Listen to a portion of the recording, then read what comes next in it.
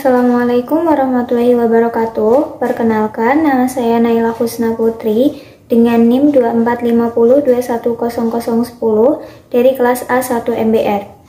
Di sini saya akan menjelaskan materi tentang perbandingan ekonomi konvensional dan ekonomi Islam, sistem ekonomi konvensional, sistem ekonomi Islam, serta paradigma sistem ekonomi.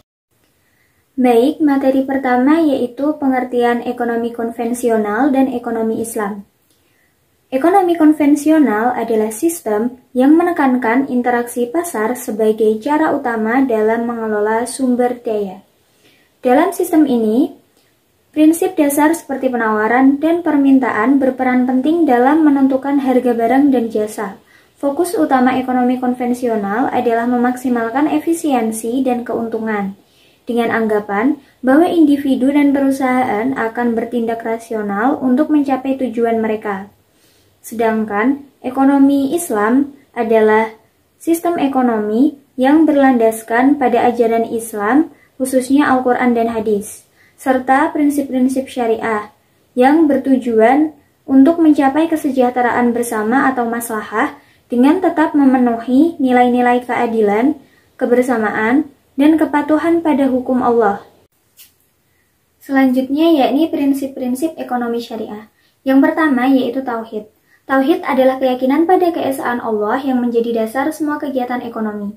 Prinsip ini menekankan tanggung jawab moral untuk menggunakan kekayaan secara bijaksana dan sesuai dengan ajaran agama serta mendorong kesadaran kepada Allah dan masyarakat. Yang kedua yaitu keadilan. Fokus pada memenuhi kebutuhan manusia secara adil, memastikan distribusi kekayaan yang merata, dan mendukung pertumbuhan serta stabilitas ekonomi. Yang ketiga yaitu maslahah, memprioritaskan manfaat bagi masyarakat dan mencegah kemudorotan dengan berlandaskan syariat Islam. Prinsip ini memastikan keputusan ekonomi dibuat demi kesejahteraan bersama. Yang keempat yaitu ta'awun.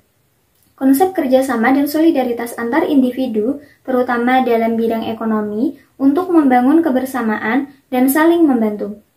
Yang terakhir yaitu keseimbangan, mengutamakan harmoni antara bisnis, aspek kemanusiaan, dan kelestarian sumber daya alam. Ekonomi syariah juga mencakup pengembangan sektor usaha kecil dan mikro untuk keberlanjutan pembangunan.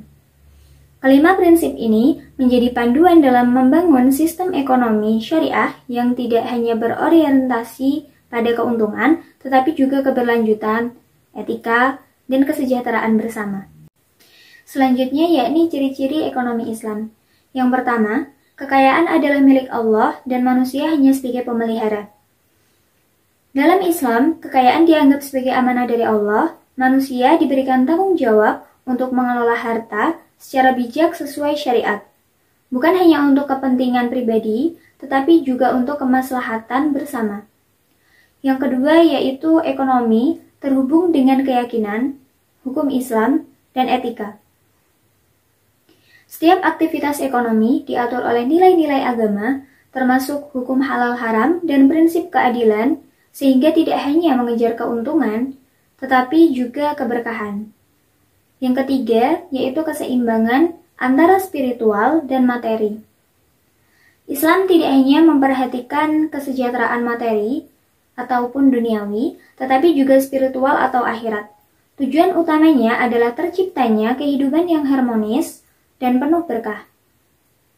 Yang keempat, yaitu keseimbangan antara kepentingan individu dan umum. Sistem ekonomi Islam mengupayakan terciptanya keseimbangan di mana hak individu diakui, tetapi kepentingan masyarakat luas tetap dijaga agar tidak terjadi kesenjangan sosial. Yang kelima, yaitu kebebasan individu dihormati. Islam sangat menghormati kebebasan individu dalam memiliki dan mengelola harta, namun tetap dibatasi oleh aturan syariat agar tidak merugikan pihak lain atau melanggar nilai-nilai moral. Yang keenam, yaitu peran negara dalam perekonomian. Negara memiliki tanggung jawab untuk memastikan keadilan ekonomi, mengawasi distribusi kekayaan, dan mencegah praktek-praktek yang merugikan seperti monopoli atau eksploitasi. Yang ketujuh yaitu zakat sebagai alat retribusi kekayaan. Zakat merupakan kewajiban bagi muslim yang mampu, yang bertujuan untuk membantu kaum duafa, mengurangi kesenjangan sosial, dan menstabilkan perekonomian. Yang terakhir yaitu larangan praktek riba, goror, ataupun praktek-praktek yang lain yang dilarang oleh Islam.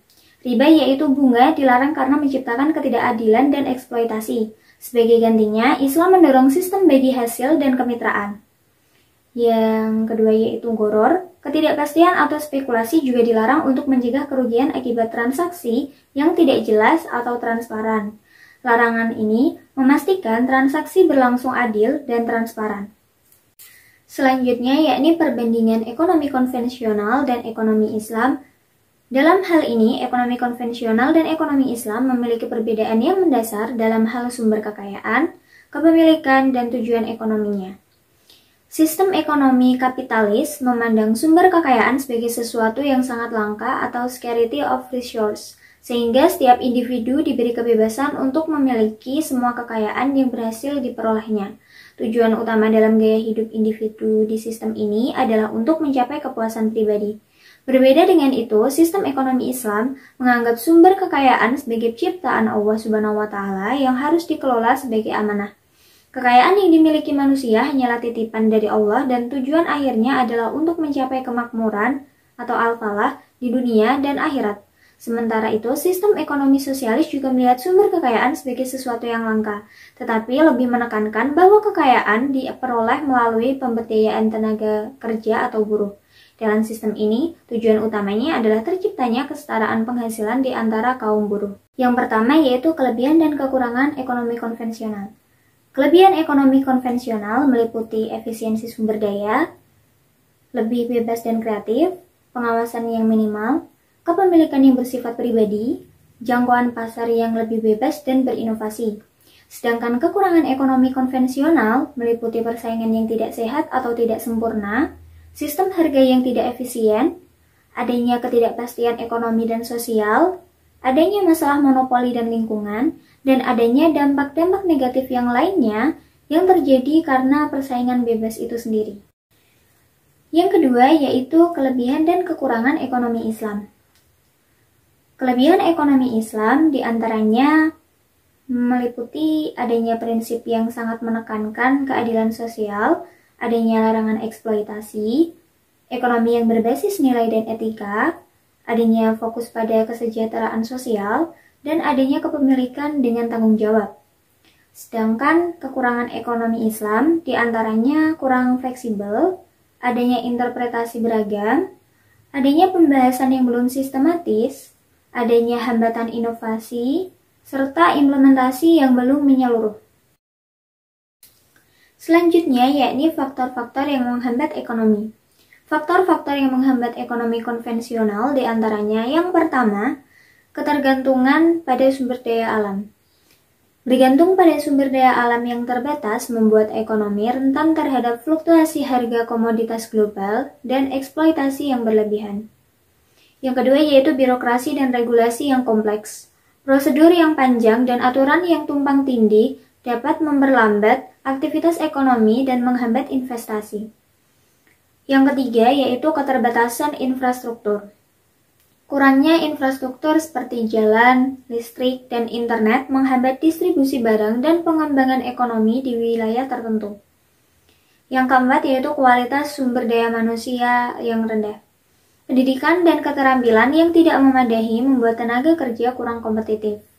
Yang kelima yaitu ketimpangan pembangunan di daerah.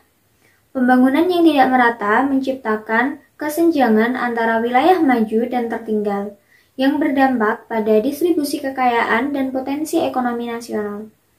Selanjutnya, faktor-faktor yang menghambat ekonomi Islam diantaranya yang pertama yaitu permodalan. Akses permodalan sering menjadi kendala karena pembiayaan syariah memiliki aturan khusus yang melarang riba. Yang kedua yaitu regulasi yang belum optimal. Peraturan yang belum sepenuhnya mendukung bisnis syariah membatasi pertumbuhannya. Yang ketiga yaitu kurangnya SDM di bisnis syariah. Kesediaan tenaga ahli di bidang keuangan dan bisnis syariah masih terbatas. Yang keempat, kurangnya pemahaman masyarakat. Banyak masyarakat yang belum mengenal atau memahami sistem ekonomi yang berbasis syariah, sehingga minat untuk beralih masih rendah. Yang kelima yaitu perangkat moneter yang biasa pada sistem konvensional. Sistem moneter yang cenderung berorientasi pada bunga menyulitkan kebijakan syariah untuk bersaing atau berkembang secara optimal. Yang keenam yaitu minimnya sosialisasi. Upaya memperkenalkan dan mengedukasi masyarakat tentang bisnis syariah masih kurang maksimal. Yang ketujuh yaitu keterbatasan jaringan layanan keuangan syariah. Jaringan kantor dan layanan keuangan syariah belum tersebar luas hingga kurang menjangkau masyarakat.